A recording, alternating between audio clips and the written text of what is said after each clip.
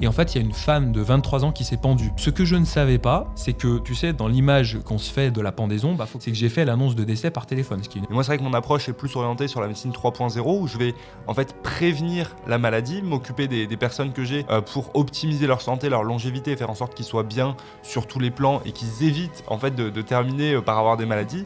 Notre cœur de métier, c'est de diagnostiquer, traiter et suivre des maladies. La prévention, c'est pas notre cœur de métier.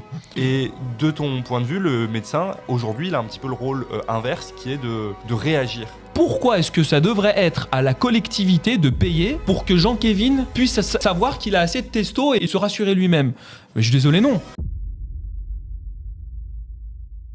Bienvenue dans Corps et Conscience. Aujourd'hui, nous avons l'honneur de recevoir Morgane Aldo, médecin généraliste, médecin du sport et spécialiste en performance durable. Fort d'une expérience qu'il a menée des urgences médicales au ring de boxe thaïlandaise, Morgane possède une vision unique sur ce qui fait un corps résilient et capable d'énergie durable. Bienvenue Morgane, prêt à nous partager tes conseils en longévité et santé?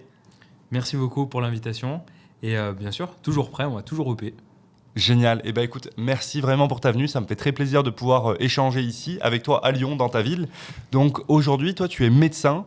Tu as une carrière aussi dans la partie sport et tu travailles notamment dans le MMA.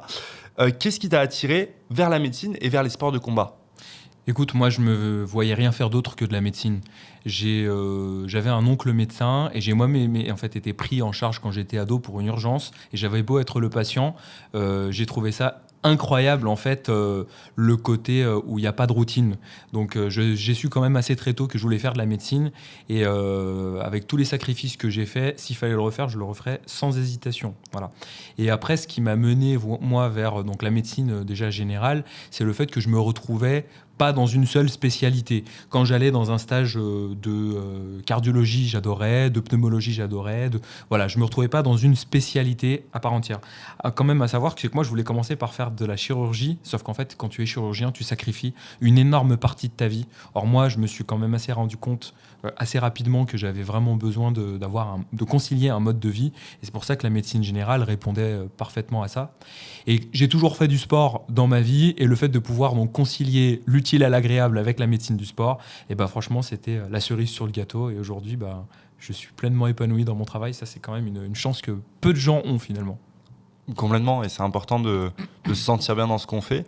Donc, tu as été opéré quand tu as été jeune, c'est ça? Et c'est ça qui t'a vraiment plu? Qu'est-ce qui s'est passé quand tu étais jeune? Une torsion testiculaire. C'est un truc très fréquent chez les adolescents. Et donc, t'imagines que dans la vie d'un homme, c'est pas...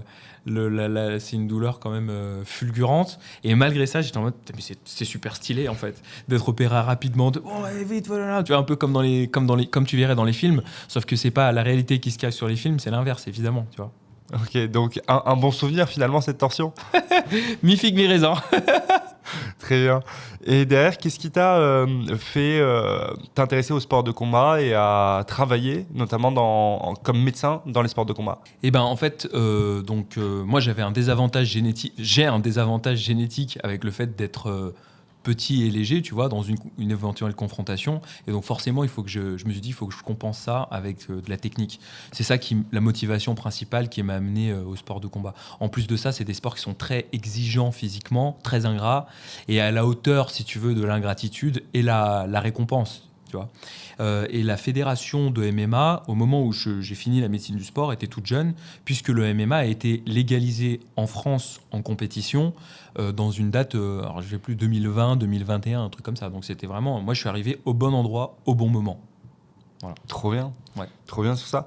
Et aujourd'hui, donc, toi, tu travailles à la fois comme médecin généraliste où tu vas recevoir en cabinet, et d'un autre côté, tu travailles pour SOS Médecins, c'est ça? Non, moi j'ai fait pas mal de remplacements en cabinet, aussi bien en médecine générale qu'en médecine du sport, mais aujourd'hui j'ai uniquement une activité de terrain avec SOS Médecins où on va se déplacer au domicile des gens et dans la médicalisation particulièrement du MMA, effectivement. Trop bien. Et tu me disais donc chez SOS Médecins, tu dois payer un abonnement à SOS Médecins pour... Alors, c'est pas un abonnement, en fait, c'est des frais professionnels, puisque avec SOS Médecins, je suis dans une structure qui a des frais, il faut payer les standardistes, en fait, on a aussi des box de consultation.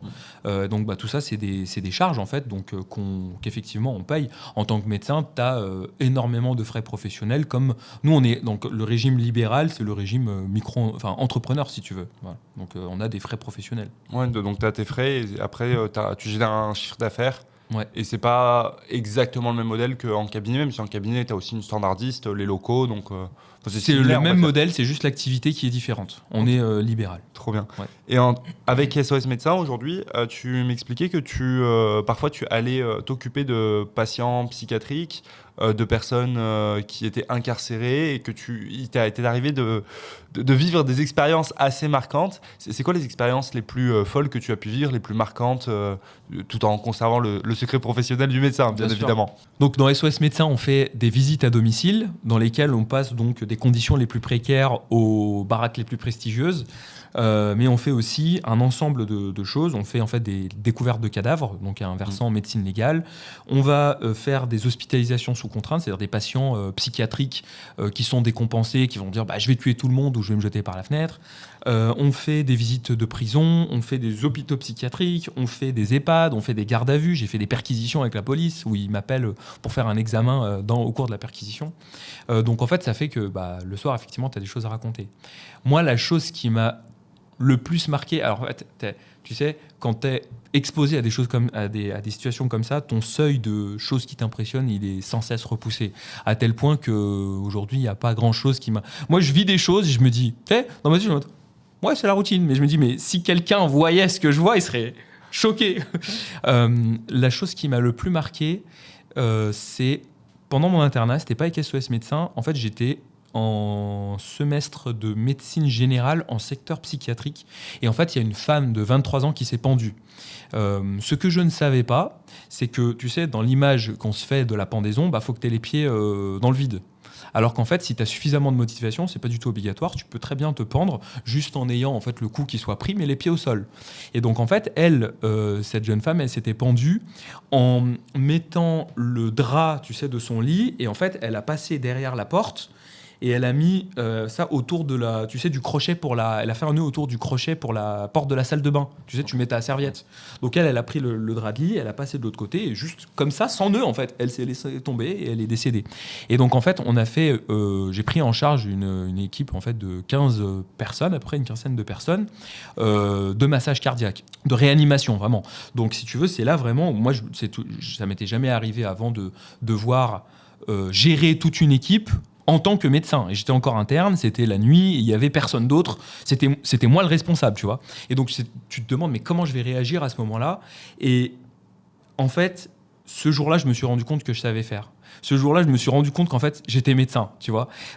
Et j'étais vraiment dans le même état psychologique que maintenant. C'est-à-dire, je me suis rendu compte que vraiment, je suis dans mon bain, tu vois. Donc, voilà, toi, tu vas faire un massage cardiaque. Toi, tu te relais avec lui. Vous avez appelé les SAMU, personne n'avait appelé le SAMU. Toi, tu appelles le SAMU. Toi, tu me prépares une perf. Toi, tu vas me chercher le défibrillateur. Toi, tu me fais une seringue d'adrénaline. Toi, tu vois. Et en fait, une fois que tout le monde était en ordre et tout le monde savait en fait quoi faire, c'est là que tu te poses, tu réfléchis, tu dis ok, qu'est-ce que j'ai oublié ?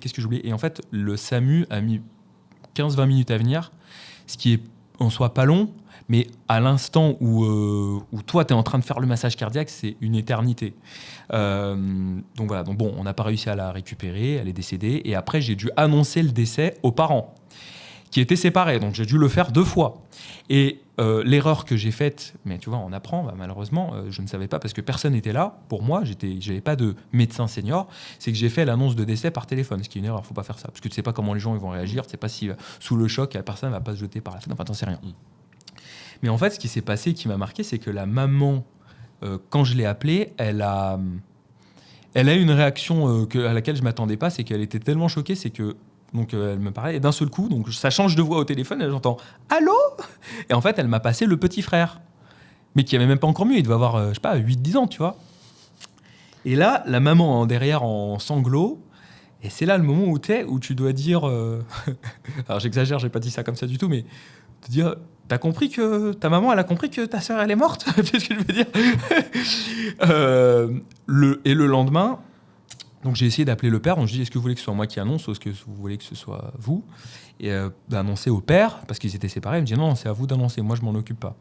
Et donc j'ai dû appeler le père, il répond pas. Le lendemain matin, je le rappelle, ça sonne pas, et tu sais, je réessaye une dernière fois, la dernière fois de la dernière chance, et sinon, entre guillemets, je refile le bébé à l'interne d'après, quoi. Mais bon, ça, je voulais pas faire ça.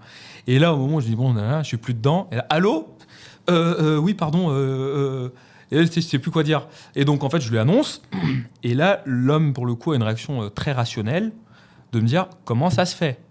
Comment ça se fait qu'elle est décédée? On l'a envoyée en secteur psychiatrique. Alors, c'était une femme qui avait des antécédents pas possibles.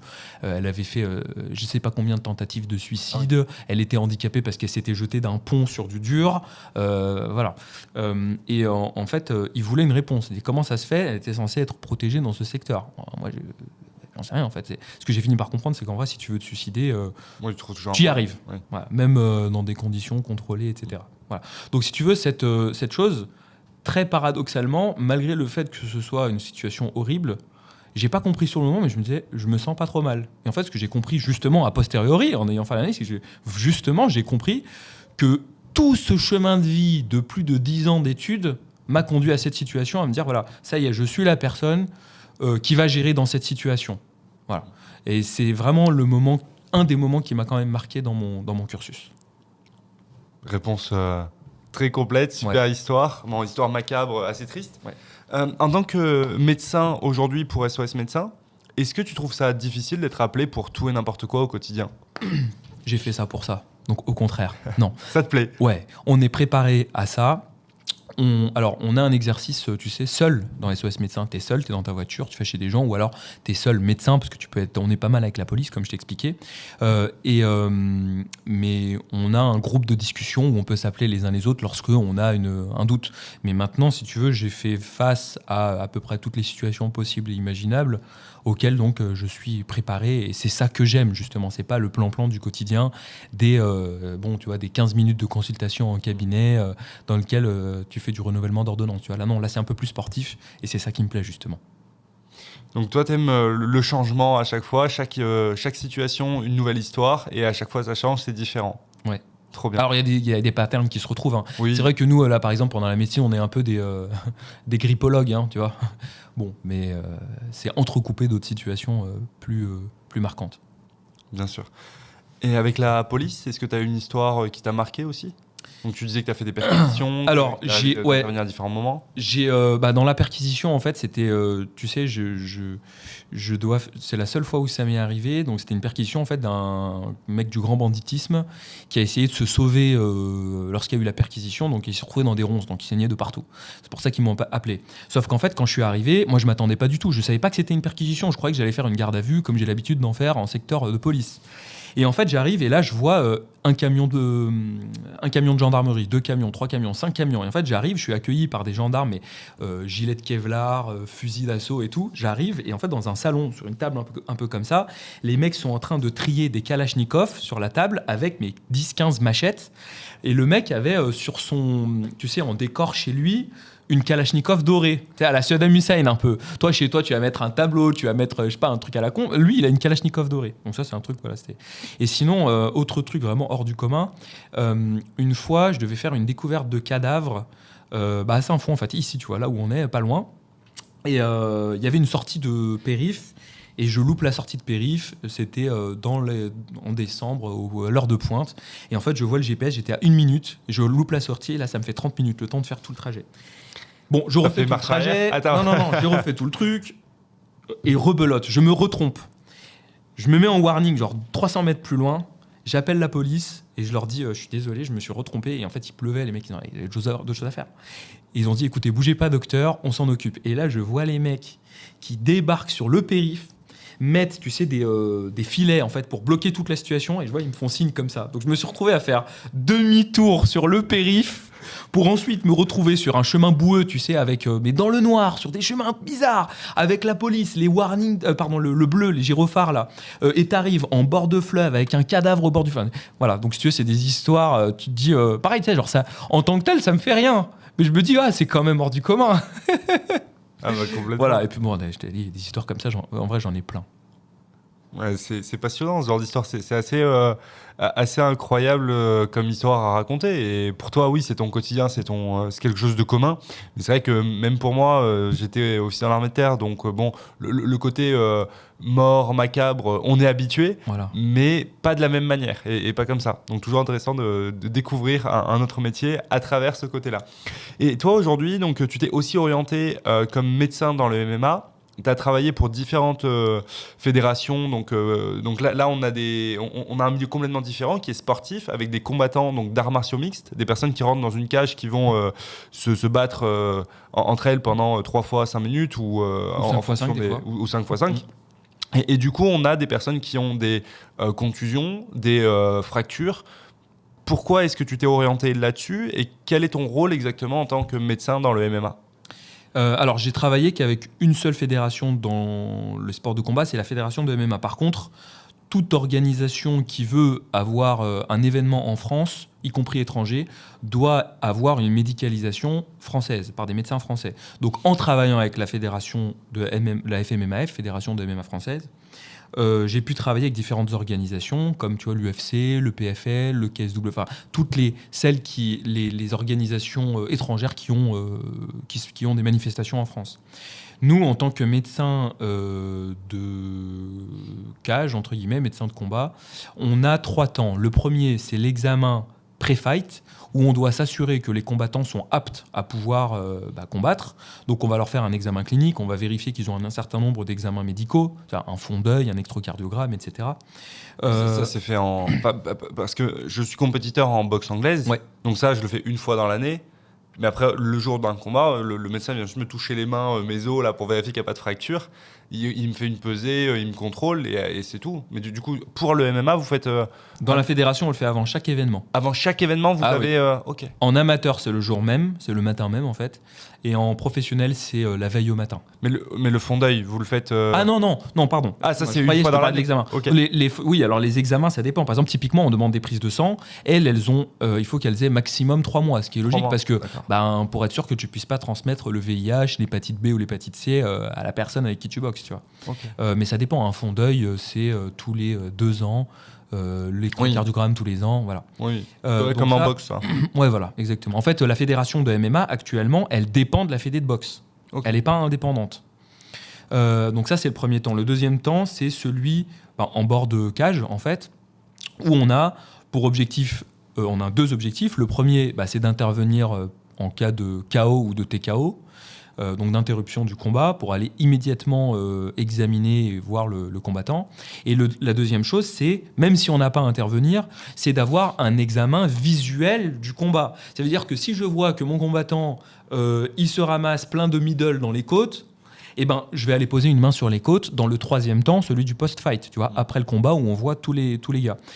Parce que ils ont, après le combat, encore énormément d'adrénaline et Oui, on il sent n'est pas pas la là, douleur. voilà, tu sens Ouais. tu sens pas les coups.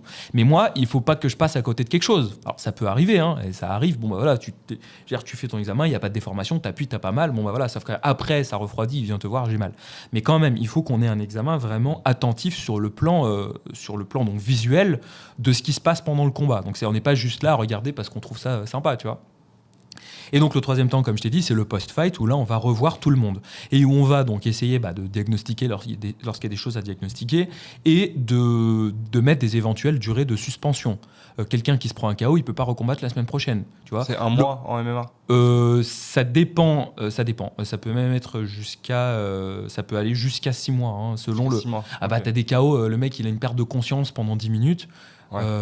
Tu vois, ou alors, pareil, on va dire, ça peut être levé avant si tu as un compte-rendu d'un neurologue qui t'autorise à recombattre. Ok. Nous, en tant que médecin, on n'est pas coach, on n'est pas combattant, on n'est pas je sais pas quoi. La seule préoccupation qu'on a, c'est la santé du combattant. Donc, je te dis ça parce qu'il y a des gens qui n'arrivent pas à comprendre. Ah, mais non, mais c'est pas grave, j'ai pas d'électrocardiogramme, fais-moi combattre. Ou alors, j'ai pris un KO, ouais, mais si, j'ai ce truc-là dans 2 semaines.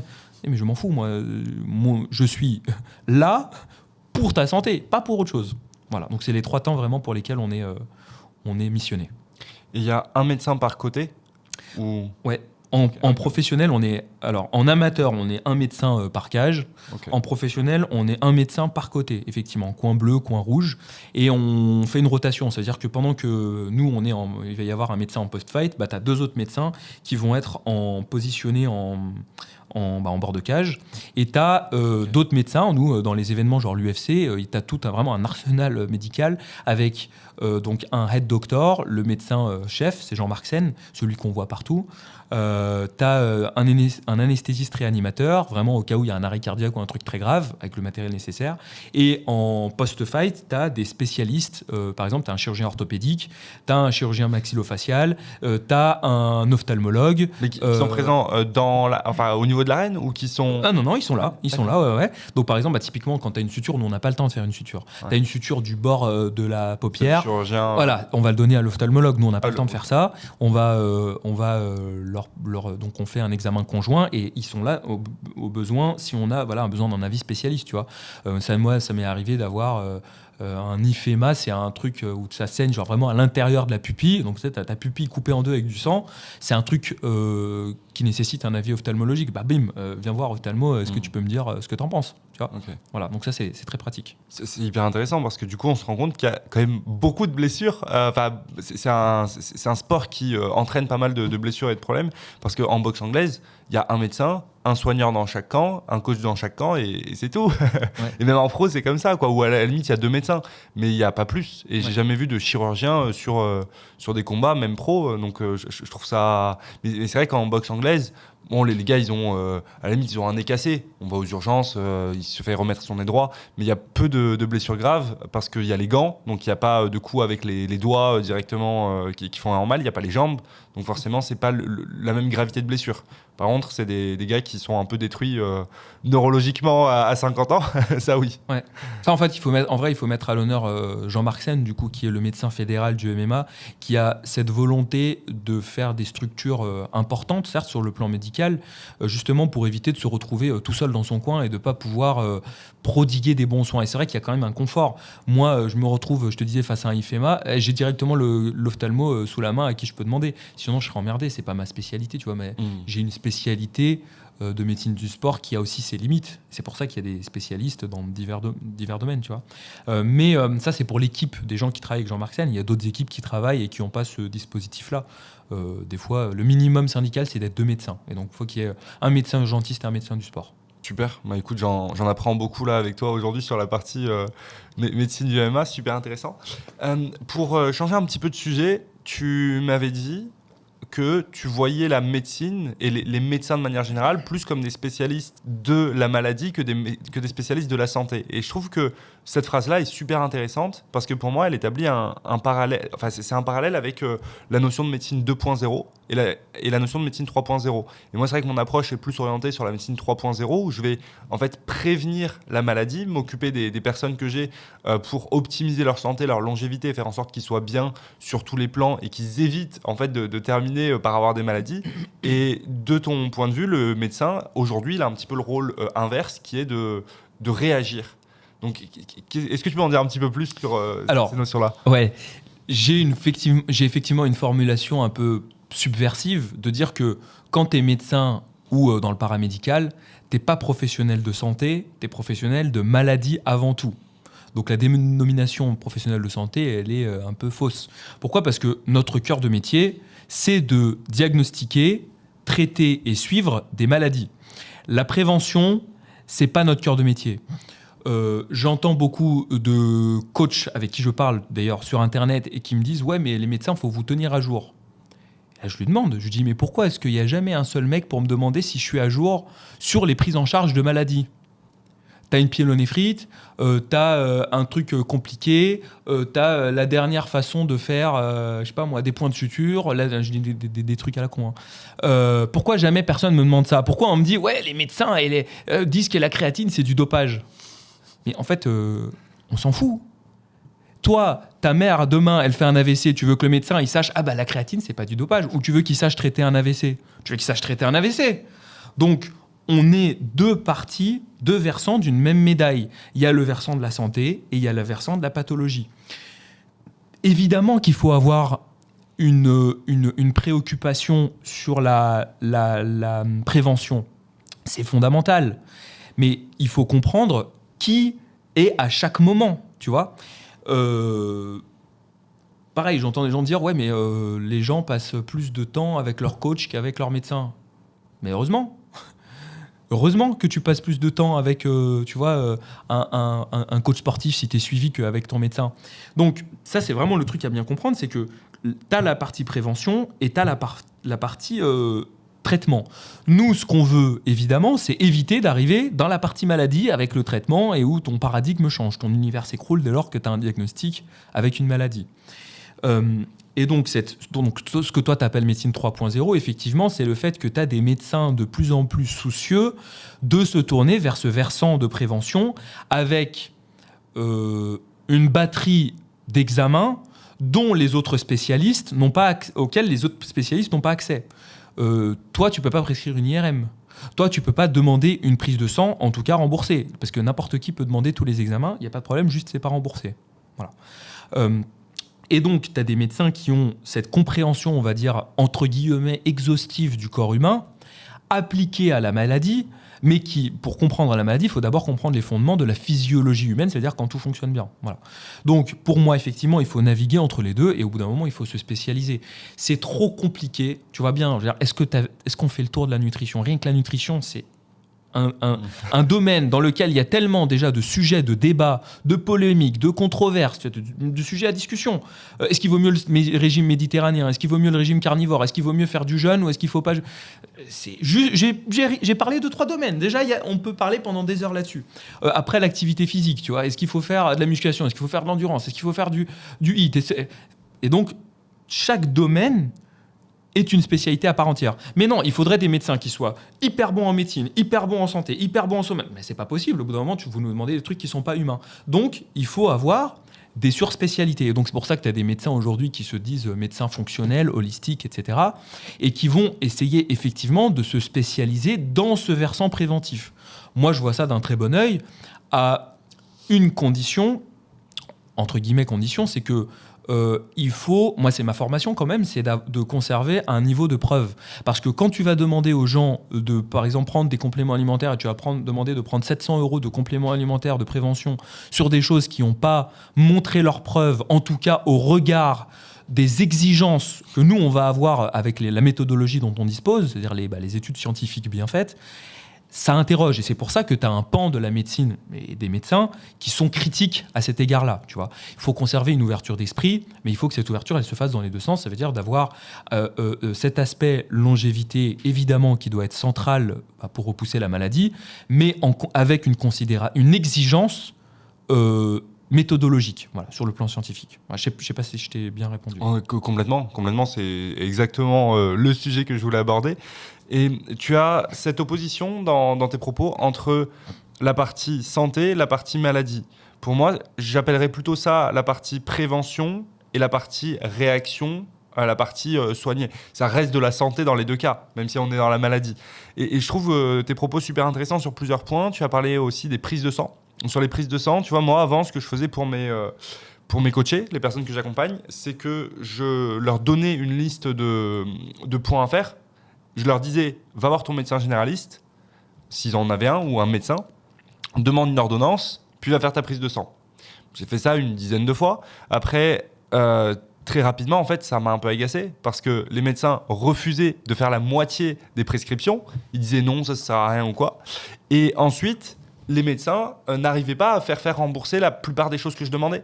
Pourquoi ? Parce qu'en France, aujourd'hui, pour se faire rembourser, même ne serait-ce que la vitamine D, c'est compliqué de se faire rembourser la vitamine D. Il faut justifier que la personne est quand même très pâle, elle n'est pas bien, tout ça. Ou quand on va se faire rembourser, quand on va faire les hormones thyroïdiennes pour faire T3, T4, aujourd'hui c'est compliqué.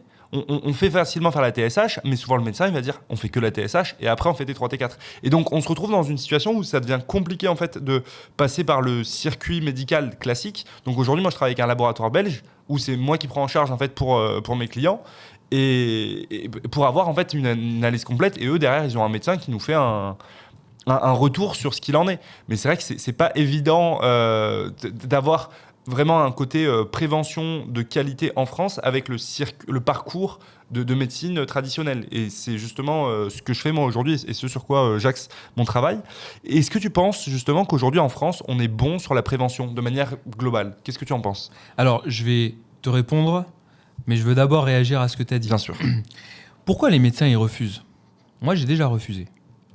C'est pas parce que je suis un connard, c'est pas parce que je veux que mon patient tombe malade ou j'en sais rien. Non. C'est pour 2 raisons. La première, c'est que aujourd'hui, le médecin, particulièrement généraliste, est considéré comme un dealer. On a en permanence des patients qui viennent nous voir avec leur liste de courses. Moi, je veux une IRM. Moi, je veux un arrêt de moi, je vais me mettre en arrêt de travail. Ah bon? Mais je croyais que c'était, entre guillemets, au pouvoir du médecin. Non, c'est le patient. Je vais me mettre en arrêt de travail. Moi, je veux, tiens, liste de courses, je veux cette prise de sang. Ben non, en fait. Je suis désolé, si j'ai fait toutes ces années d'études, si j'ai cette position et cette expérience, c'est pas pour rien.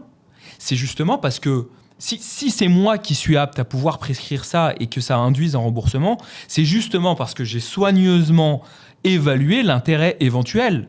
Donc, si tu veux, c'est pour ça que déjà, ça agace de plus en plus de médecins d'être littéralement, je te le dis, considérés comme des dealers. Moi, j'arrive, j'examine des gens et je leur dis, bah voilà, vous avez un virus, il n'y a pas besoin d'antibiotiques. Ah, mais je vous ai fait venir pour ça. Je dis, mais tu crois que j'ai fait joujou là? Genre, je t'ai examiné pour faire plaisir? Non, je t'ai examiné pour une raison en particulier. Et si je te dis qu'il n'y a pas d'antibiotiques, c'est parce que tu n'en as pas besoin. Et bah là, c'est pareil. Moi, j'ai déjà eu le cas de coach sportif qui demandaient à leurs personnes suivies, leurs clients, des prises de sang. Je ne sais pas ce que tu demandes, mais ce mec, en l'occurrence, la prise de sang n'avait aucun sens. Sincèrement, elle n'avait aucun sens. Il y avait des trucs qui étaient mais vraiment du ressort de la pathologie, des trucs effectivement du ressort de la prévention. Mais si tu veux, il y a une certaine... Tu vois, quand toi, t'es formé à ça, tu essayes d'avoir une logique dans ce que tu demandes. Là, c'était pas logique. Oui. D'accord, mais voilà. moi, c'est vraiment que aspect préventif. Et par exemple, mes thyroïdes, ça m'avait agacé ça, parce que ça m'avait bloqué pour une coachée. Parce qu'en fait, femme, je demande systématiquement thyroïde. Parce que quand on veut perdre du poids pour une femme, thyroïde, il y a souvent des soucis. Souvent, il faut checker. Bah, elle, en l'occurrence, il y avait un souci, mais du coup, on a dû faire une deuxième prise de sang et on a mis du temps en fait à voir qu'elle avait un dysfonctionnement et qu'elle avait pas assez d'hormones T3, T4. Mais justement, parce que toi, tu as dit TSH, T3, T4. Donc toi, tu attends que le médecin il fasse TSH, T3, T4. Sauf que ce que tu ne sais pas, c'est que nous, en tant que médecins, on est fliqués par l'assurance maladie. Non, si tu fais TSH, T3, T4, on va venir toc et on va venir te demander des comptes. Oui. Donc moi, je ne suis pas dealer et je ne vais pas prendre des risques pour toi. Que tu doses la TSH chez une femme, c'est logique. Sauf que, je suis d'accord, tu as des hypo ou hyperthyroïdies, entre guillemets, frustres, où il faut aller chercher un peu plus loin. Mais il faut qu'au bout d'un moment, tu aies des symptômes cliniques. Pourquoi je te dis ça? Moi, j'ai des mecs qui viennent me voir, j'ai déjà eu le cas, tu as un mec, il est musclé, vraiment, il est sac à crever, il a une confiance en soi, il n'est pas déprimé, il a tous les symptômes, il est chauve, il a tous les symptômes de quelqu'un qui a suffisamment de testostérone. Il vient, ouais, j'aimerais doser ma testo. Oui, mais enfin, ta testo, elle est normale en fait. Il suffit de le voir. Je veux dire, si si ta testo est anormale, en fait, moi, c'est simple. Et donc, non. Parce que dans la considération que j'ai, moi, et c'est un autre versant, c'est que pourquoi est-ce que ça devrait être à la collectivité de payer pour que Jean-Kévin puisse savoir qu'il a assez de testo et tu vois, et se rassurer lui-même? Mais je suis désolé, non. C'est pas à la collectivité de payer pour ça. D'accord? Donc ça, c'est une autre considération à avoir. Donc moi, les mecs qui ont ça, je leur dis, c'est simple. Va faire ta testo, c'est toi qui le payes. Si elle est anormale, je te la rembourse de mes propres fonds. Pour te dire, je sais d'avance qu'elle est normale. Tu vois? Donc voilà, donc c'est les raisons pour lesquelles il faut que... je te disais que des fois, je vais avoir une attitude, on va dire, critique à certains égards de choses qui me sont demandées. Maintenant, ta deuxième question, c'était est-ce qu'on est bien formé en prévention en tant que médecin? Est-ce qu'aujourd'hui en France, de manière globale, pas que les médecins, mais de manière globale dans la population, est-ce que tu trouves qu'on est bon sur la prévention? Quel est ton avis sur la question? Non, pour une raison simple. Et en fait, ça se vérifie par des statistiques. C'est que toutes les maladies ne font qu'augmenter. Donc si on était bon en prévention, elles devraient diminuer. Alors après, c'est vrai que c'est à pondérer sur... en fait, tu vois, quand tu traînes avec des gens qui ont un certain... comment dire? Si moi, les visites avec SOS Médecins m'ont fait me rendre compte de ce que c'est que la vérité du domicile des gens. Et c'est pour ça que j'ai fait des vidéos récemment sur la qualité de l'air chez soi. Parce que tu rentres chez des gens, tu arrives dans un aquarium de fumée. Littéralement, les gens n'aèrent pas chez eux alors qu'ils fument. toi, moi, ça me demande un effort de me dire que dans les déterminants de la santé, il ne faut pas fumer. Tu comprends ce que je veux dire? Parce que ce n'est pas du tout mon univers. Et donc, quand tu es dans un certain milieu, tu vas avoir l'impression qu'autour de soi, tout le monde fait attention, tu vas dans la salle de muscu, elle se remplit et tout.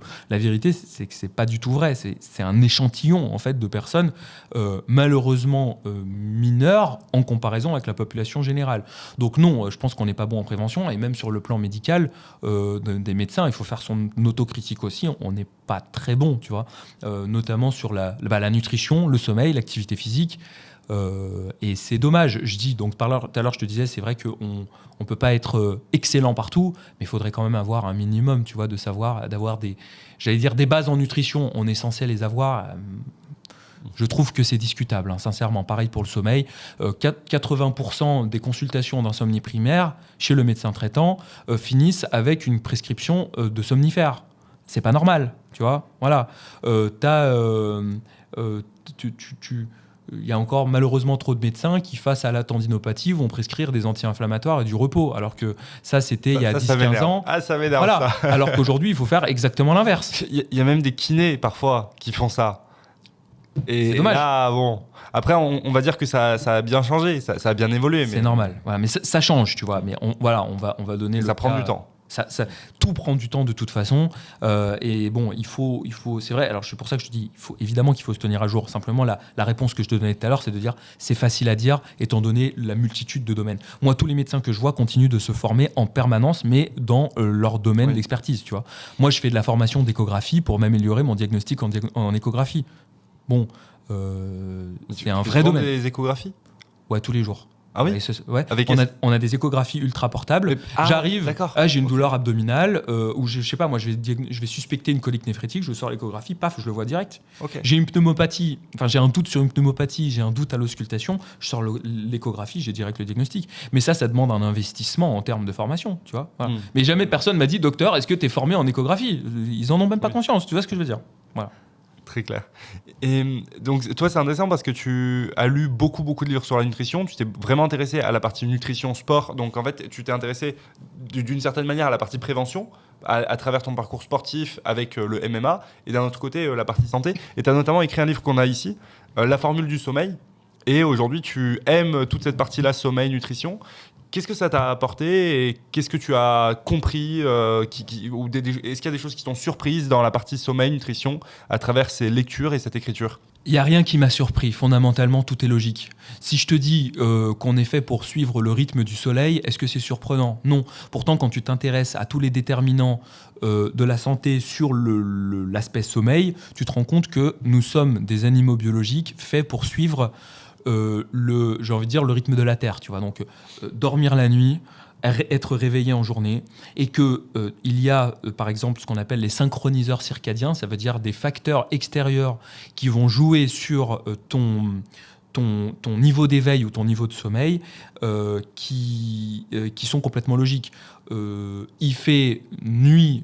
Enfin, il fait sombre la nuit, donc pour bien dormir, il faut que tu sois dans un environnement sombre.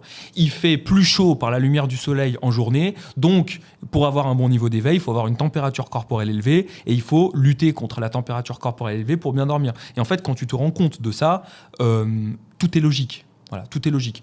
Et il n'y a pas vraiment de surprise. Il y a des choses aussi qui sont du ressort de l'expérience que n'importe qui peut faire. Est-ce qu'on dort bien avec le ventre plein? Non. Donc ça veut dire qu'il faut avoir une nutrition, enfin un repas qui soit pas trop proche du moment où tu vas dormir. Et quand tu réfléchis, toute la lecture du livre, elle est logique de bout en bout. Et les études scientifiques, elles viennent que confirmer ce qu'on observe déjà de base dans la vraie vie. Voilà. Maintenant, effectivement, moi j'ai lu pas mal de livres de nutrition parce qu'il y a des choses qui sont moins instinctives. Il y a des choses des domaines intéressants, tu vois.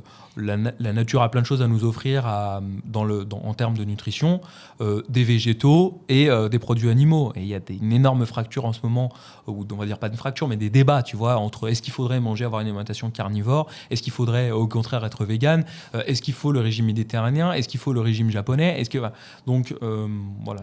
T'as choisi quoi à titre personnel? Alors moi, déjà j'ai une origine libanaise, donc j'ai toujours naturellement vraiment grandi avec le régime méditerranéen.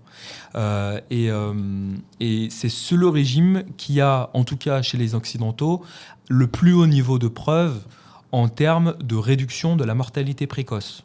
Voilà. Donc moi, je mange du régime méditerranéen. Et d'ailleurs, on dit dans le régime méditerranéen qu'il y a beaucoup de féculents. C'est pas tout à fait vrai. Il n'y a pas beaucoup de féculents. Alors comme je disais, il y a le régime méditerranéen, ça veut tout et rien dire. Tu prends le régime méditerranéen de l'Italie, c'est pas le même justement que celui du régime crétois ou du régime que tu vas manger au Liban. Et donc voilà, je sais pas si... Donc régime méditerranéen, poisson, viande, pas mal de légumes et beaucoup d'huile d'olive. Huile d'olive partout. Et après, niveau féculent, on va avoir des pommes de terre, quelques racines, un petit peu de blé, mais pas trop. Et donc, c'est un régime assez simple avec des aliments assez naturels. Et en fait, c'est globalement ce qu'on mange dans le sud de la France et sur le pourtour méditerranéen pour la plupart des pays où on va retrouver des produits locaux variés. Exactement. Et c'est aussi un petit peu le régime que j'ai aujourd'hui. Après, moi, avant, je mangeais pas mal de glucides. Et j'ai nettement réduit. En fait, il y a quelques années, j'étais sur une approche pas mal glucides pour le sport. Aujourd'hui, je mange des glucides, on va dire, une fois dans la journée. Mais j'en mange vraiment beaucoup moins. Et je mange plus de lipides.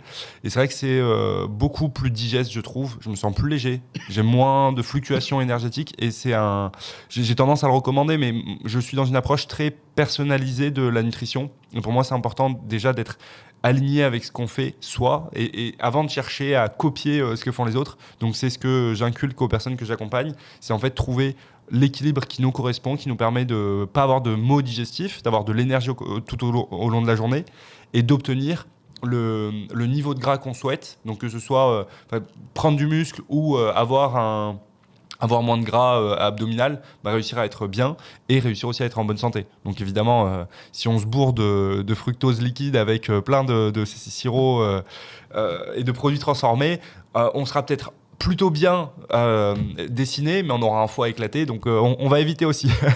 Voilà, par rapport à ça. Maintenant, pour revenir sur ton livre, donc ton livre, il s'appelle La formule du sommeil pour ceux qui nous écoutent en podcast audio. D'ailleurs, pensez à nous mettre 5 étoiles si vous nous écoutez et à laisser des commentaires, des j'aime pour tous ceux qui nous écoutent. Et ce livre-là, tu l'as écrit il y a combien de temps ? 2021. Il est paru en 2021. Ok. Et t'as mis combien de temps pour l'écrire, le préparer, faire ses recherches ? J'ai mis, à partir du moment où j'ai commencé l'écriture, 9 mois. 9 mois. 9 mois, j'étais encore interne, donc je me levais tôt. J'avais une journée avant la journée. Je fichais mes livres, voilà.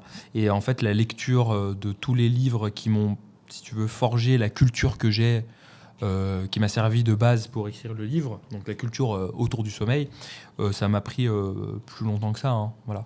D'ailleurs, moi à la base, je voulais écrire un livre de nutrition, sauf que je voulais avoir l'expérience d'écrire un livre et écrire un livre. En fait, écrire un livre sur le sommeil, c'est plus simple qu'écrire un livre sur la nutrition, justement parce qu'il y a moins de sujets de polémique et qu'il y a tellement de sous-domaines dans la nutrition que c'est un énorme chantier. Et je voulais... C'est surtout sur la nutrition, je me permets d'ajouter, c'est surtout qu'on rentre tout de suite dans des termes techniques et dans une technicité qu'il faut réussir à transmettre facilement. Et c'est ça que je trouve toujours un peu compliqué. Moi, quand j'explique des notions à des personnes, je suis obligé de passer par des notions techniques. Donc, je suis obligé derrière d'expliquer des choses en plus. Et on se retrouve en fait dans un imbroglio de tiens, pour que tu comprennes ça, il faut t'expliquer ça. Donc, il faut t'expliquer ça. Donc, et ça fait une chaîne un peu à rallonge. Donc, on peut avoir tendance à vulgariser à l'extrême ce qui nous fait dire des choses quasiment fausses. Par exemple, certaines personnes vont... Après, il y a aussi les réseaux sociaux qui font dire des choses pour faire plus de vues. Mais on se retrouve avec des personnes qui vont avoir des propos très clivants. Par exemple, il faut absolument utiliser le jeûne intermittent. Non, le jeûne intermittent a certains bénéfices, ça peut être très bien, mais pour ces raisons-là, X, Y, Z, et il faut les expliquer, du coup, ça devient très très long. Donc effectivement, écrire un livre sur la nutrition, c'est long, c'est compliqué, et il faut réussir à avoir le bon niveau de technicité et de vulgarisation. Ouais, je comprends ton choix. Ouais, non, mais je suis complètement d'accord. Alors, il y a aussi un certain nombre de points techniques, parce que moi, je voulais aussi essayer d'expliquer pourquoi on dort, comment on dort, etc. Donc, il y a quand même sur la partie cerveau, cycle cortisol, mélatonine, les hormones. Voilà, ça fait déjà pas mal de choses. Exactement. Et puis même, essayer de comprendre en fait comment ça fonctionne dans notre corps, outre les hormones, ton horloge biologique, tu vois, qu'est-ce qui la dicte, etc. Et l'une des raisons aussi pour lesquelles j'ai voulu écrire le livre sur le sommeil, c'est pour 2 raisons. La première, c'est que...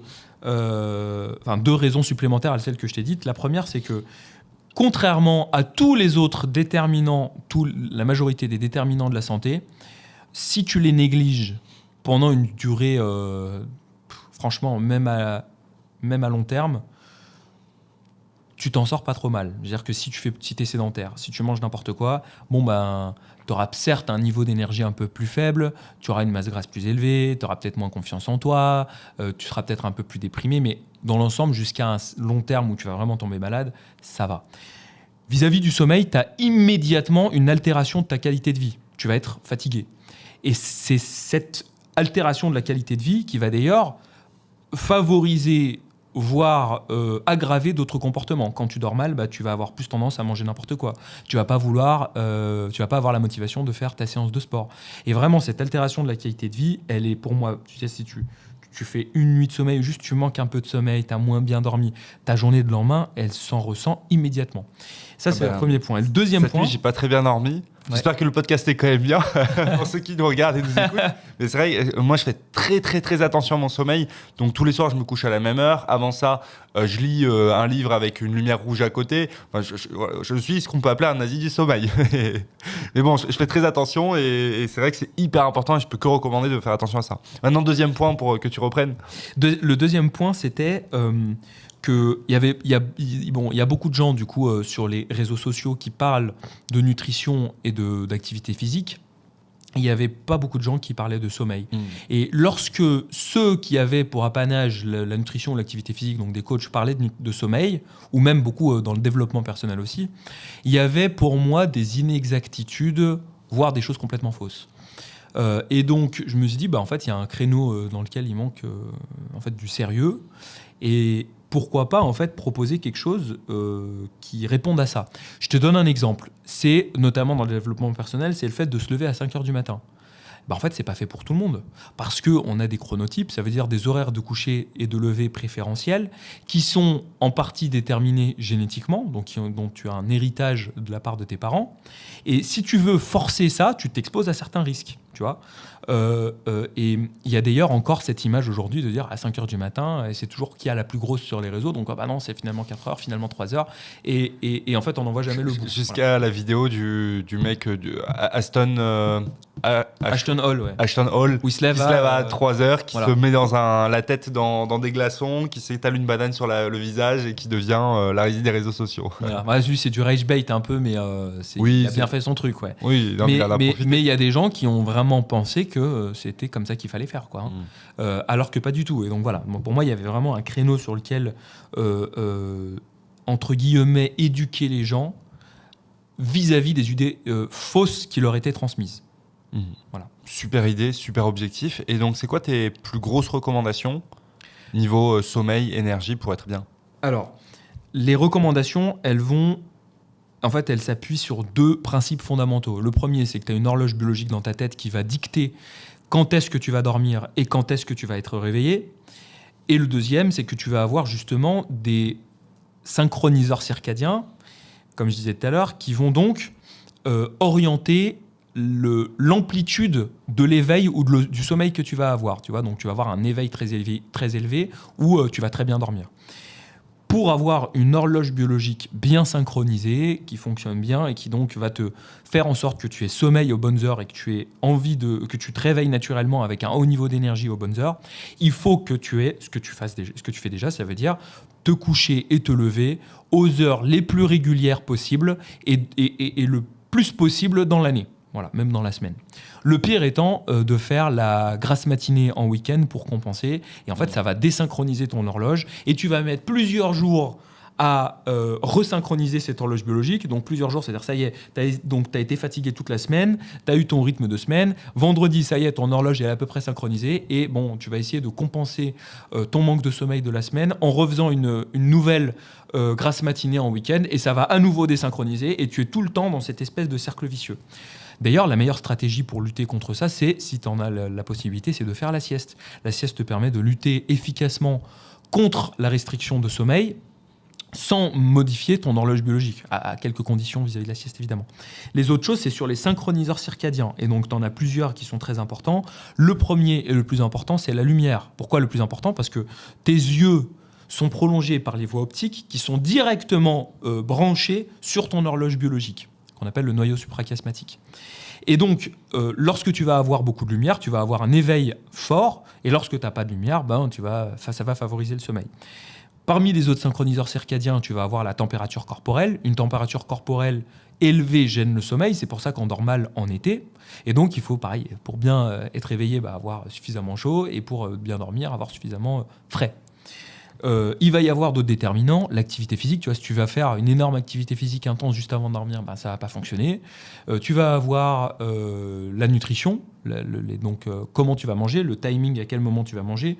On peut aussi parler de chrononutrition, même si en termes de preuves scientifiques, c'est un niveau de preuve moins élevé, donc débattu, tu vois, c'est-à-dire dire tu vas essayer de placer les protéines animales plutôt en début de journée et placer plutôt des protéines végétales en fin de journée, des glucides plutôt en fin de journée. Je parle pas de timing de glucides autour de l'entraînement qui est pour moi est bien, tu vois, dans la façon dont les glucides sont utilisés dans ton corps. Je te suis à 100% là-dessus. Voilà, ouais, exactement. Et puis les hormones. Et puis alors en fait tes hormones, elles ont une sécrétion normalement qui va suivre ça. Oui. Ça veut dire que si tu es bien synchronisé dans ton horloge biologique, c'est elle qui va déclencher la sécrétion d'hormones au bon moment. Donc par exemple la mélatonine pour t'endormir, le cortisol pour te réveiller.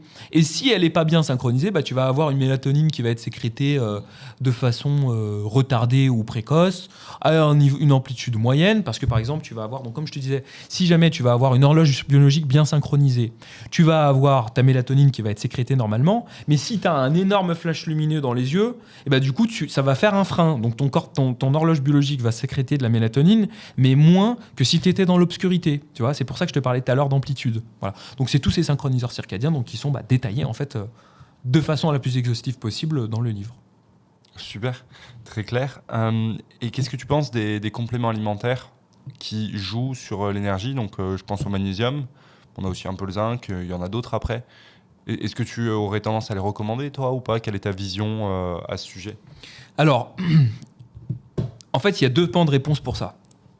Le premier, c'est que, déjà, moi, l'avis que je vais avoir sur un complément alimentaire, il ne peut être fondé que sur l'appui de preuves scientifiques. Sinon, on ne peut pas savoir si ce n'est pas du placebo. Il n'y a pas de problème au placebo.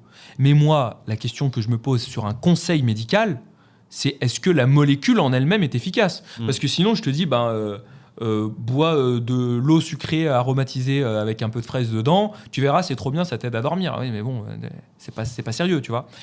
Donc je veux savoir si la molécule elle a un effet propre. Et c'est pour ça que les outils méthodologiques permis par les études, pour moi, ils sont obligatoires.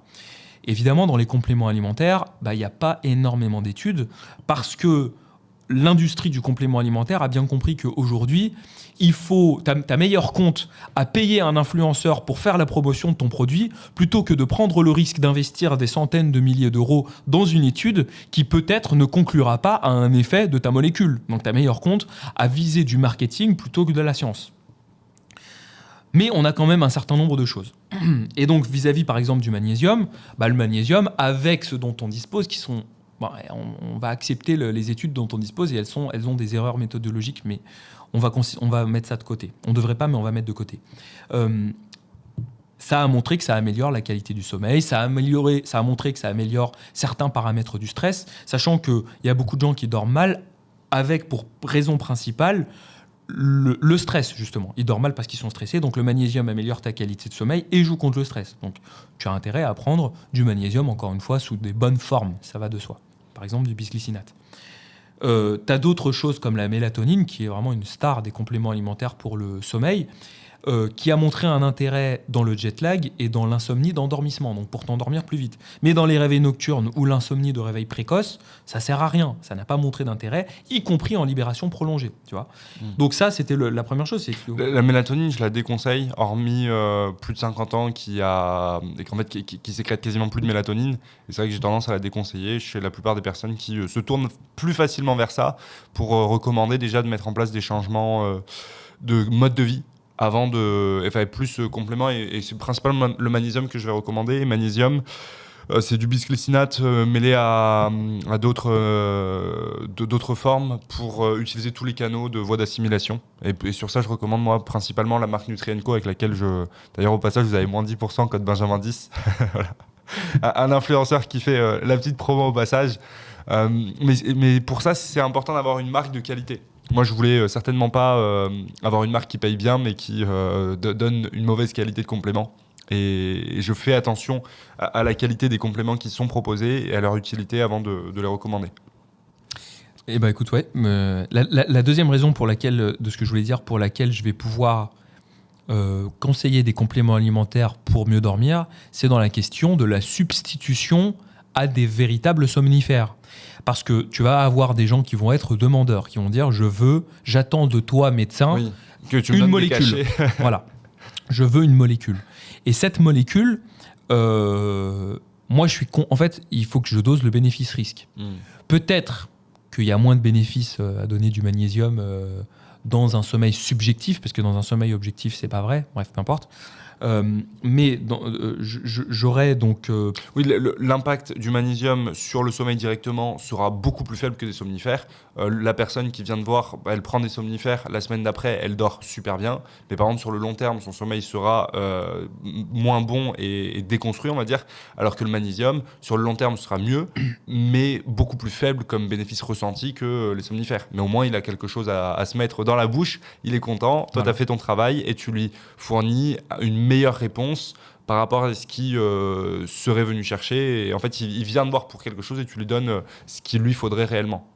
En fait, le problème des somnifères, c'est que certes, ça améliore la qualité subjective de ton sommeil, ça veut dire que tu as l'impression d'avoir mieux dormi, alors que objectivement, ça détruit l'architecture de ton sommeil, notamment le sommeil paradoxal où, en fait, ça le détruit. Tu as plein de micro-réveils dans la nuit, mais tu vas avoir une amnésie de ces réveils, de ces micro-réveils. Le problème des somnifères, c'est que ça entraîne plein d'effets secondaires, même à court terme. Chez les personnes âgées, ça les fait tomber. Une personne âgée qui tombe, elle peut se casser le col du fémur et mourir. Jamais aucun médecin sera inquiété de ça. Tu vois, elle avait le truc, elle est morte, c'est comme ça. Hein, bon. C'est un effet secondaire et on le sait, c'est comme ça. Oui, mais c'est dommage. Ça peut faire de la somnolence. Qui dit somnolence dit potentiellement accident de voiture. À long terme, ça peut faire des maladies neurodégénératives. Enfin, voilà, tu as un ensemble de choses. Donc moi, je vais essayer de substituer à la fois chez les gens qui sont déjà consommateurs de benzodiazépines, les somnifères, molécules qu'on donne principalement, et je vais essayer effectivement d'avoir un support psychologique aussi. Et que les gens, ils ont besoin d'avoir leur pilule. On leur a dit, le magnésium, c'est super. Le médecin, il m'a dit, voilà. Moi, le fait d'avoir cette espèce de renforcement, tu vois, d'adhésion thérapeutique, elle peut passer aussi par ça. Ça veut dire que le patient a déjà été influencé en amont, à tort ou à raison, et des fois, effectivement, à raison. Et le fait d'avoir l'aval du médecin, ils sont contents, et ça va favoriser un effet, y compris placebo. C'est-à-dire que tu peux avoir un effet propre à la molécule, mais tu peux avoir une amplitude d'effet plus importante par cet effet placebo. Et derrière, moi, c'est vraiment important, cette adhésion thérapeutique, parce que j'ai besoin que le patient il ait confiance en moi pour induire chez lui certains comportements. Par exemple, des gens qui vont être influencé à tort et où moi je vais leur dire non, moi je suis pas d'accord avec ça, il vaut mieux que tu fasses ci ou ça. Ou alors, des fois tu as des gens qui ont authentiquement besoin de médicaments mais qui vont avoir une certaine réticence, mais qui vont se dire le médecin il était quand même pas mal, il m'a parlé des compléments, etc. Peut-être que, tu vois, voilà. Oui, complètement. L'adhésion thérapeutique, ça c'est un sujet qui est intéressant. Si on fait quelque chose à contre-cœur, c'est toujours plus difficile, on a toujours moins de résultats. Donc carrément important de réussir à créer un vrai lien avec le patient pour qu'il puisse te suivre. Est-ce que tu vois chez les personnes que tu peux, qui peuvent venir te voir en consultation, est-ce que tu vois chez les personnes qui vieillissent en meilleure santé des patterns qui reviennent ? En vrai, non. En vrai, pas du tout. Et d'ailleurs, je leur pose toujours la question. Parce que j'ai beaucoup de personnes âgées dans mes patients. Et des personnes âgées, des fois, qui ont... j'ai déjà eu quelqu'un qui avait plus de 100 ans. Et je leur pose toujours la question, mais tu sais, sur le ton un peu de la plaisanterie. Mais c'est la forme que j'adopte. Et je leur dis, c'est quoi le secret de la longévité ? Et il y en a... déjà, soit la moitié me répond, j'en sais rien. Donc en fait, ils y sont pour rien. Soit ils ont un mauvais mode de vie. Soit ils vont me répondre c'est mon verre de vin. Ou l'autre il va me dire c'est d'être bien entouré. Ou il y a l'autre qui va dire c'est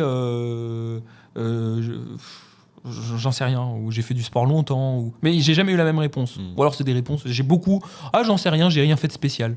Voilà, donc franchement, dans l'expérience propre, alors, dans ce qui est montré, il y a d'autres choses, mais dans l'expérience propre que j'ai eue, j'ai jamais eu une personne âgée qui m'a donné une réponse convaincante.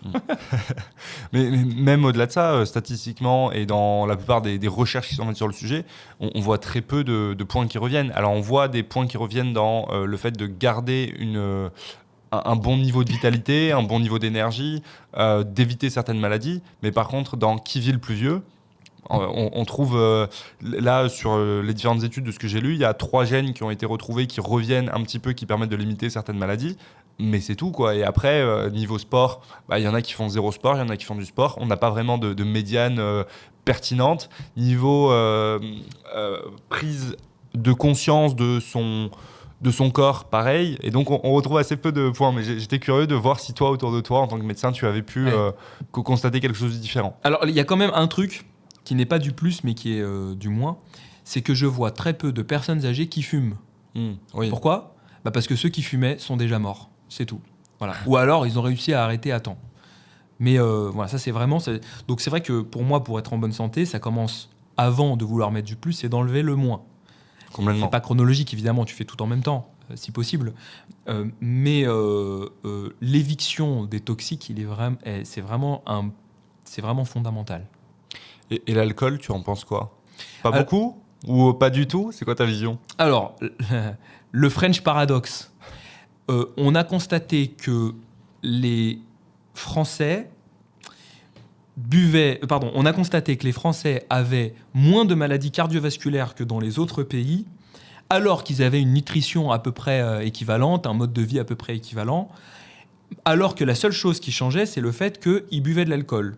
Le French paradoxe, donc, c'était de dire que finalement, peut-être que c'est la consommation d'alcool, particulièrement de vin rouge, qui fait de la spécificité de notre pays, qui pourrait octroyer des bénéfices pour la santé, et particulièrement par un polyphénol présent dans le vin rouge, qui est le resveratrol, et qui est sublimé, je veux dire exprimé de sa meilleure façon par les processus de fermentation dans le vin. Ça veut dire qu'il vaudrait mieux, pour avoir du resveratrol, boire du vin rouge que de prendre directement le raisin. Sauf qu'il y a eu quand même des nouvelles analyses qui ont été faites et qui ont montré que, effectivement, la consommation d'un verre de vin rouge diminue l'apparition d'infarctus du myocarde. Donc, boire un verre de vin rouge par jour, tu as moins de risque de faire d'infarctus du myocarde. Par contre, tu as plus de risque de faire d'AVC et tu as plus de risque d'avoir le cancer. Donc, le bénéfice isolé de l'infarctus du myocarde est largement compensé par par les autres risques. Donc, moi, je pose la question, je leur dis, est-ce que tu préfères avoir moins de risque d'infarctus ou avoir plus de risque d'AVC ? Ça n'a aucun sens, on veut ni l'un ni l'autre, tu vois. Donc pour ni l'un ni l'autre, vaut mieux éviter l'alcool. Maintenant, moi, tu parlais tout à l'heure d'équilibre, c'est une valeur fondamentale chez moi dans le rapport que tu as aux choses. Avoir un alcool festif, et quand je dis un alcool festif, c'est pas se boire à la gueule évidemment, c'est d'avoir... si tu as envie de boire une bière, une bonne blonde en été, tu vois, quand il fait bien chaud, fais-toi plaisir si ça te fait du bien. C'est important aussi, tu vois. Si tu veux te boire un verre de vin quand tu es au restaurant, bois un verre de vin. C'est pas grave, du moment que tu as un bon rapport à ça. Et le reste du temps, voilà, moi, c'est ce que je fais. Les seules fois où je vais boire du vin, c'est en société, quand je suis dans le restaurant ou quand je vais recevoir du monde chez moi ou quand je vais aller, je vais pas refuser le verre de vin, mais le reste du temps, j'en bois pas. Voilà. Oui, avoir une consommation raisonnée. Exactement. Et raisonner, ça veut dire quand même ponctuel, entre guillemets, parce qu'il y a des gens raisonnés, en fait, quand tu regardes, c'est la fête, enfin, ils vont au restaurant un jour sur deux, tu comprends ce que je veux dire. Je le dis parce que c'est important quand même. Moi, j'ai une vision un peu plus drastique. Si on peut ne pas en consommer, moi, ça fait 5 ans que j'ai pas bu une seule goutte d'alcool, et chaque fois qu'on me propose, je refuse. Parfois, ça gêne un peu les gens. Bon, moi, je m'en fous, je bois autre chose. Non, mais je suis d'accord avec ça. Simplement, toi, tu as un bon rapport, parce que toi, tu es OK avec ça. Oui. Il y a des gens, aujourd'hui, le problème... qui se privent et qui sont frustrés au quotidien. Et ça, exactement. Le problème des réseaux sociaux aujourd'hui, c'est que pour pouvoir percer, il faut que tu sois clivant. Et une fois que tu es clivant, il faut que tu sois encore plus extrême que les autres. Et donc, ça donne le tableau parfait. C'est David Goggins qui dit qu'en gros, j'exagère, mais si tu fais pas un ultramarathon par semaine, c'est que tu es un peu une merde.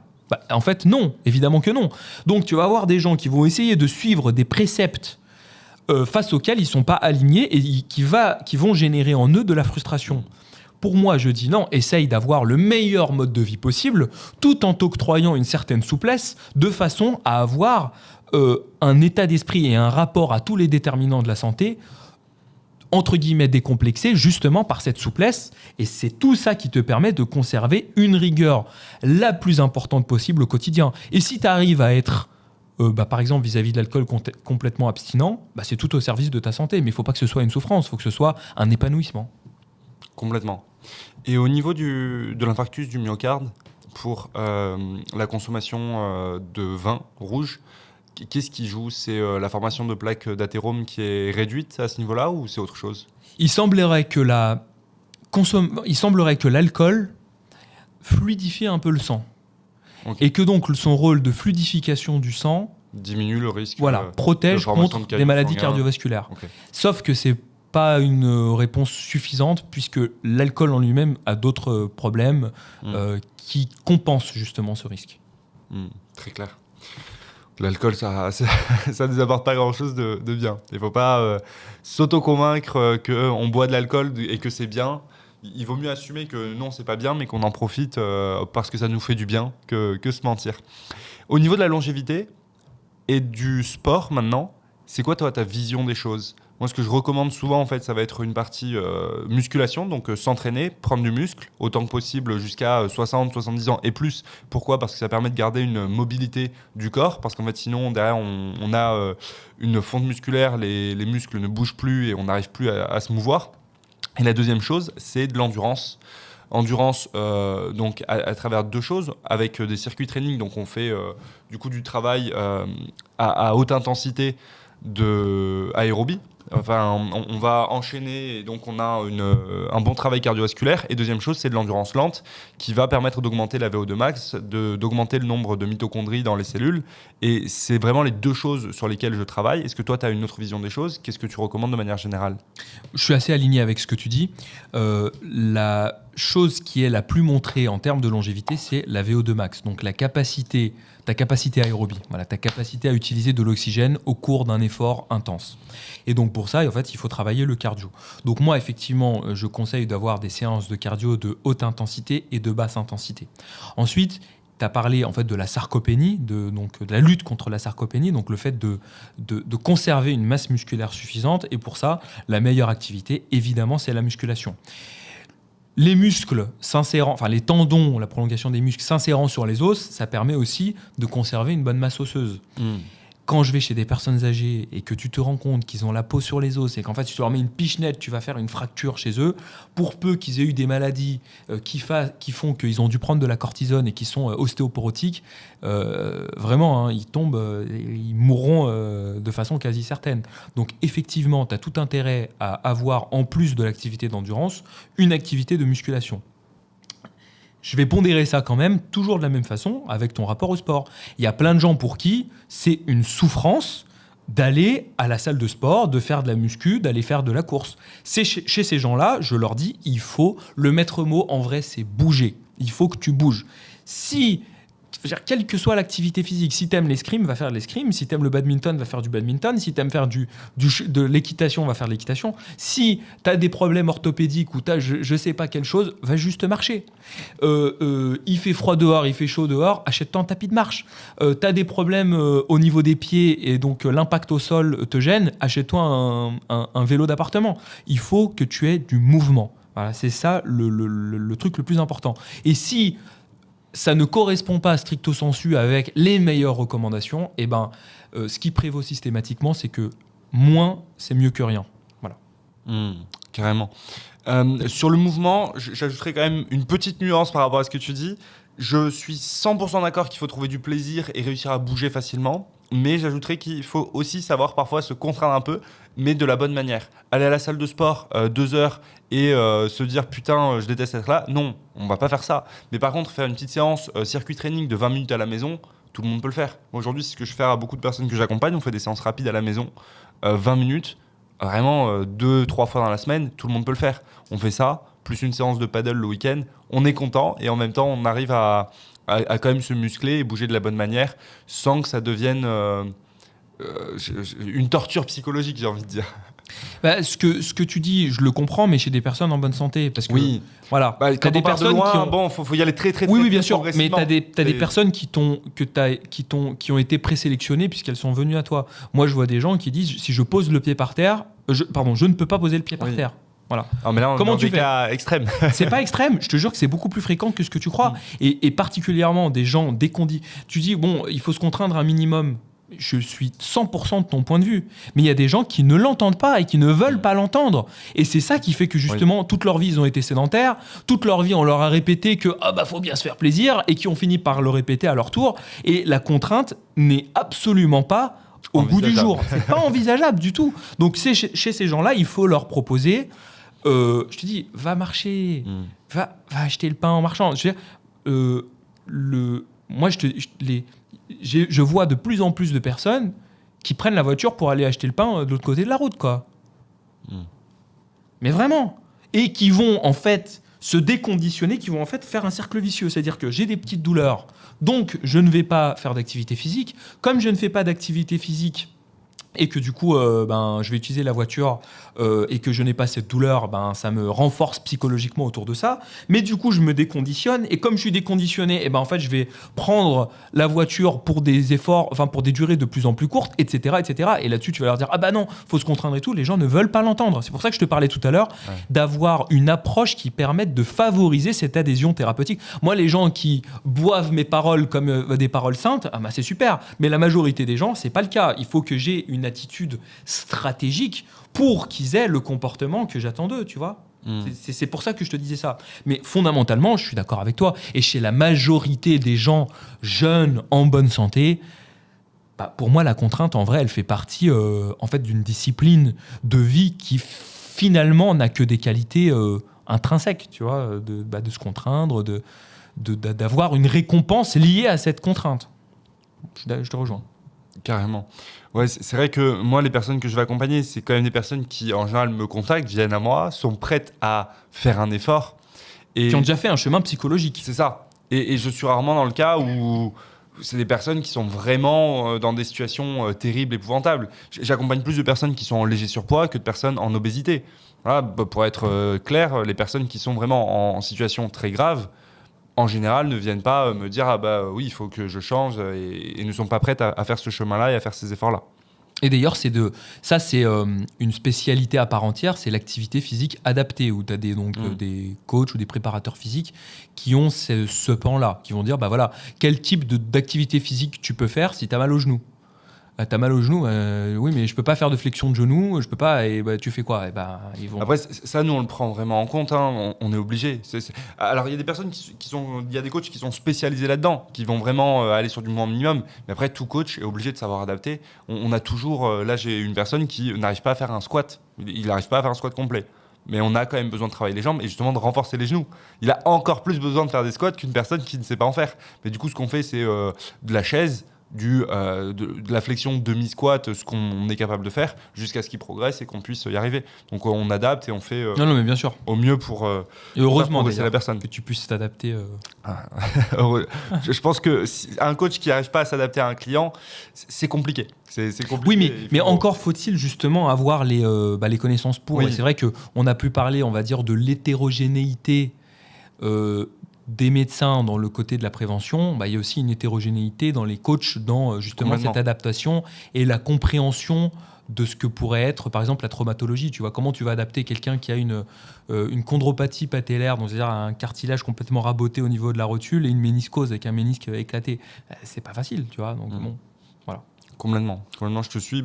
Chaque cas, il y a des fois, parfois, où je demande à la personne d'aller voir un médecin, que le médecin me dise concrètement ce qui est possible ou pas avant de commencer, parce qu'il y a des cas compliqués. Bon, c'est rarement, sur la partie anatomie, c'est rarement ce qui pose problème, c'est plus après sur des sujets de sang ou de cardiovasculaire, genre une phlébite ou quoi, être sûr qu'on peut faire monter un peu le cœur ou jusqu'où. Très bonne approche. Ça, c'est d'ailleurs, c'est une qualité absolument essentielle, c'est d'avoir conscience de ses limites. Et moi, c'est forcément une qualité que je suis obligé d'avoir par le fait d'être médecin généraliste et en fait, de me confronter à tous les domaines possibles de la médecine.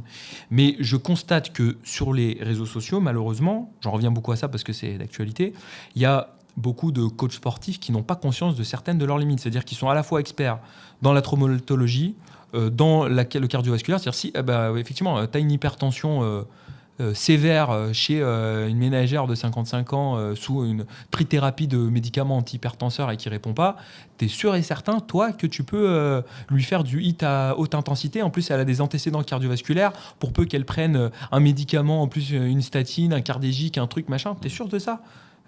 Heureusement que tu l'envoies chez le médecin, peut-être, pour avoir un avis. Et en plus, c'est un médecin du sport qui saura mieux t'aiguiller, tu vois. Complètement, mais il faut, c'est important. Après, il faut aussi réussir à envoyer la personne. Parfois, j'ai des personnes où ils veulent pas aller chez le médecin quand ils leur demandent. Ça, c'est pas toujours évident. Maintenant, par rapport à la longévité, il y a un point assez important. Après, c'est les changements hormonaux qui interviennent après 40, 50 ans. Pour toi, c'est quoi l'impact réel et comment bien réagir à ça chez un homme et chez une femme? Parce que c'est pas les mêmes changements hormonaux. Moi, j'ai une attitude très pragmatique. Alors, on va dire l'évolution hormonale, de toute façon, chez la femme, elle est beaucoup plus soudaine, subite que chez l'homme avec la ménopause, où en un an, 2 ans, tu as une différence, alors que chez l'homme, l'andropause est beaucoup plus étalée dans le temps. Oui. Et donc, sur une dizaine d'années. Voilà. Et on va dire, il y a une zone de progressivité qui permet une adaptation plus facile, justement par la durée de vie où tu te vois beaucoup plus lentement diminuer entre guillemets qu'une femme où ça induit des changements beaucoup plus importants. Moi, j'ai une attitude pour le coup très pragmatique. Ça veut dire que toutes les femmes n'ont pas la même intensité dans le changement dans leur vie avec la ménopause. Toutes les femmes ont des changements avec la ménopause, mais tu vas avoir des femmes chez qui ça va s'exprimer par exemple avec des troubles anxio-dépressifs, et tu vas en avoir d'autres qui vont avoir d'autres manifestations, par exemple de la prise de poids, des choses comme ça. Et donc en fait, je vais avoir un axe, la prise en charge, elle va être axée justement sur les manifestations cliniques qui les perturbe le plus. Mais fondamentalement, alors peut-être j'ai pas bien compris ta question, parce que... sur la réaction, qu'est-ce que tu recommandes en général pour une femme, pour un homme? Donc pour un homme, est-ce que tu conseilles des choses en particulier pour réussir à conserver un bon mode de vie face à la baisse de la production de testostérone? Par exemple, est-ce que tu recommandes de prendre des précurseurs de NAD+, niveau complément, ou est-ce que tu recommandes d'augmenter son temps de sommeil? Est-ce que tu as des recommandations particulières? D'accord, je comprends mieux. Alors déjà, la chose que j'ai pu vérifier, et pareil, qui est en vrai très instinctive à comprendre, c'est qu'on ne change pas son mode de vie passé 50 ans. Ce sera beaucoup plus dur en tout cas. On le change tôt dans la vie, lorsqu'on est plus influençable, donc entre 20 et 30 ans. Plus on avance dans le temps, plus c'est dur. C'est pour ça que ce que je dis aux gens qui me disent « Bah ouais, mais je peux manger n'importe quoi, être sédentaire et je reste mince ». Oui, mais je m'en fous en fait. Tu peux peut-être pas rester mince toute ta vie, je te le souhaite. Et il n'y a pas que le fait de rester mince. Il y a aussi toutes les, je sais pas moi, dans la nutrition, les perturbateurs endocriniens que tu vas apporter et qui joueront un effet délétère, etc. Donc là, on va vraiment être dans tous les déterminants de la santé, de prévention dans la santé, qui ont un intérêt à être considérés de façon la plus précoce possible et à être donc vraiment au sein de ton quotidien. Il faut que ton quotidien il soit moulé là-dedans, parce que mieux vaut prévenir que guérir. Et c'est pas une fois que tu seras malade que d'un seul coup, tu vas tout changer. Et ça, je l'ai vu à plein de reprises. Les patients, moi je vois, patients diabétiques, j'en ai vu un une fois s'effondrer, il était obèse, quoi. Oh, comment ça, je suis diabétique? Et je dis, mais c'est écrit dessus, c'est écrit sur toi, quoi. Tu as le faciès, entre guillemets, diabétique. T'es obèse, c'était qu'une question de temps avant que ça le devienne. Et le mec, ah bon? Et donc le mec dit ah oui, je vais faire des changements, et tu le revois 3 mois plus tard en consultation. Ah bah docteur, finalement c'est plus dur que ce que je pensais de changer. Eh oui, effectivement, c'est plus dur que ce que je pensais. Donc il faut que ces déterminants de la santé ils soient pris le plus précocement possible. Maintenant, tu m'as posé la question. Donc voilà, donc pour moi, après tu t'adaptes au cas par cas. Le changement global du mode de vie, c'est le plus tôt possible. C'est le plus tôt possible. Ouais. Maintenant, après, il faut que tu t'adaptes. Bah oui, c'est sûr que Il y a des gens qui n'ont pas besoin de faire attention à comment ils mangent sur le plan de la ligne. Et voilà, une fois que les femmes, elles vont avoir la ménopause, elles vont prendre du poids, là, c'est là qu'elles vont commencer à se poser la question, effectivement, est-ce que vraiment, maintenant, comment je fais pour perdre du poids ? Donc voilà. Et maintenant, la précurseur de NAD+, alors c'est vrai que c'est un complément un peu à la mode. Je me suis pas renseigné sur le sujet, en tout cas sur les efficacités pour pouvoir te répondre. Et j'ai pas envie de te donner un truc. On passe très bien. Ok, donc pour toi, c'est plus un changement global de mode de vie. Et après, on voit au cas par cas selon comment on réagit. Donc une femme qui commence à prendre du poids après sa ménopause, là, on commence à réadapter, travailler sur la nutrition pour adapter en fait à son nouveau fonctionnement hormonal et être bien. Très clair. Merci pour cette réponse. Maintenant, pour terminer, Morgane, j'aimerais que tu nous dises ce qui, pour toi, est le principe ou les principes fondamentaux que tu aimerais qu'on retienne de ton intervention sur ce podcast. Alors, les principes fondamentaux, déjà, c'est que, pour reprendre ce que je viens de dire, déjà, premièrement, on a tout intérêt, même lorsque ça va bien, à considérer les facteurs, les déterminants de la santé le plus précocement possible, parce que c'est pas à 50 ans qu'on changera. Et que ce qu'on veut, c'est bien vieillir. Donc avoir les problèmes le plus retardé possible et avec la moindre gravité possible. Ça, c'est la première chose. La deuxième chose, c'est de conserver un bon rapport à tout. Il faut t'épanouir dans la vie. Si t'es nutri-nazi ou sommeil-nazi ou ce que tu veux nazi, mais que t'es bien là-haut, sois-le, pas de problème. Si tu n'as aucun problème avec le regard des gens qui vont dire « Ah quoi, mais si, mais il faut que tu boives du vin, on est là. » C'est bon, voilà. Si tu n'as pas de problème avec ça, pas de problème, fais-le. Mais si tu as besoin d'une souplesse personnelle, ce qui est mon cas, moi, je ne vois pas le problème. Tu vois, j'aime beaucoup la loi de Pareto, le 80-20. Ensuite, on pose souvent la question de choisir. C'est quoi le plus important ? Le sommeil ou l'activité physique ou la nutrition ? C'est un trépied. Si tu casses un pied à un trépied, y a tout qui s'effondre. Donc, il ne faut pas choisir. Il faut faire attention à tout. Et particulièrement sur le sommeil, qui est le facteur de santé qui est le plus amputé. Parce qu'on dit, je dormirai quand je serai mort. Bonne nouvelle, tu vas vite mourir si tu fais ça, tu vois, si tu sautes le sommeil. Et tu te rendras compte, en fait, je te jure, quand tu fais pas attention à ton sommeil, tu as un référentiel de base que tu crois être la norme. Et quand tu commences à faire attention à ton sommeil, tu te découvres une énergie. Moi, j'ai déjà des gens qui me disent « Toi, t'es hyperactif ». Mais je suis pas du tout hyperactif. J'ai juste un haut niveau d'énergie centré, je veux dire que j'utilise autour d'une vie qui m'épanouit et qui me permet de remplir ce pourquoi j'ai envie d'être, tu vois, je veux dire, j'ai un objectif dans la vie, j'ai l'énergie pour le faire et ça fait qu'un cercle vertueux. Alors oui, je fais plein de choses parce que j'ai envie qu'à la fin de la journée, d'avoir accompli mes objectifs. Si tu te lèves et que tu n'as aucun objectif, évidemment, et que tu n'as pas un bon niveau d'énergie, et voilà, aujourd'hui, les gens, ils ont un niveau d'énergie très bas, donc dès que tu as un niveau d'énergie normal, tu vois les enfants, je vais pas parler de TDAH, tu vois, mais je veux dire, tu as des enfants, j'ai l'impression qu'ils sont normaux, on dit « Ah, il est TDAH !» Non, c'est juste un enfant, il est normal. C'est pareil à la vie adulte, tu vois. Donc, ça, pour moi, c'est vraiment les points importants. Le prendre précocement, avoir un équilibre de vie et essayer de tout concilier au possible. Et moins, c'est mieux que rien. Voilà. Si, des fois, on a des phases de vie. Et pareil, des fois, voilà, je sais pas, t'as un enfant, il dort mal la nuit, t'arrives pas à dormir. Voilà. Avoir un bon rapport aux choses, c'est pas grave. Moi, des fois, je sais que je vais mal dormir la nuit. Je sais que je vais faire... que je vais devoir dormir plus tard, que je vais avoir un mauvais sommeil, que je dois me lever, machin. C'est pas grave, j'ai un bon rapport. Le lendemain, je suis fatigué, mais c'est OK. C'est comme quand toi, tu vas avoir un entraînement physique très difficile, très compliqué. Tu es à l'aise dans l'effort. Tu te dis, c'est OK, c'est une douleur, mais c'est OK. Tu vas à la boxe, tu te ramasses des coups, c'est OK. Et donc, ce bon rapport aux choses, il est capital. Voilà. Et ça, pour moi, c'est toutes les clés pour à la fois être bien donc, sur le plan de la longévité et être bien, donc non pas sur la longévité, ça veut dire au long terme, mais dans sa vie quotidienne tous les jours. C'est aussi important. Voilà. Très clair, merci pour cette conclusion qui est excellente, qui résume tout ce qui est important et tu as dit beaucoup de choses capitales et je te suis à fond là-dessus.